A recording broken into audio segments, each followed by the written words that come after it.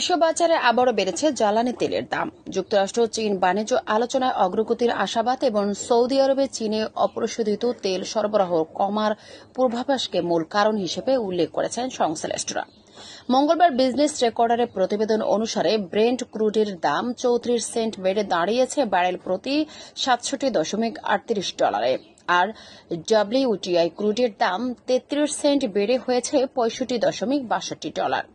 বিশ্লেষকরা বলেছেন, যুক্তরাষ্ট্র চীনের আলোচনায় বাজারে ইতিবাচক প্রভাব ফেলেছে। মার্কিন প্রেসিডেন্ট ডোনাল্ড ট্রাম্পও আলোচনার অগ্রগতিতে সন্তোষ প্রকাশ করেছেন। এই আলোচনায় সফল হলে বৈশ্বিক অর্থনীতির চাঙ্গা হতে পারে, যা তেলের চাহিদা বাড়াবে।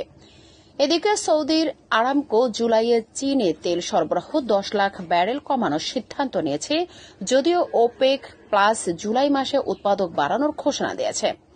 উৎপাদন বাড়ানোর এই পদক্ষেপ বাস্তবে খুব বেশি প্রভাব ফেলছে না বলে মনে করেছেন বিশ্লেষকরা। অন্যদিকে ইরান পারমাণবিক চুক্তি নিয়ে যুক্তরাষ্ট্রের প্রস্তাব অগ্রহণযোগ্য বলে পাল্টা প্রস্তাব দিয়েছে। ইরান নিষেধাজ্ঞা মুক্ত হলে তেল রপ্তানি বাড়াতে পারে, যা আবার বাজারের নতুন চাপ তৈরি করতে পারে। সব মিলিয়ে বৈশ্বিক রাজনীতি, অর্থনীতি, উৎপাদন নীতি টানাপোড়েনে আগামী দিনে তেলের বাজারে বড় ধরনের ওঠানামার সম্ভাবনা রয়েছে বলে মনে করেছেন বিশ্লেষকরা।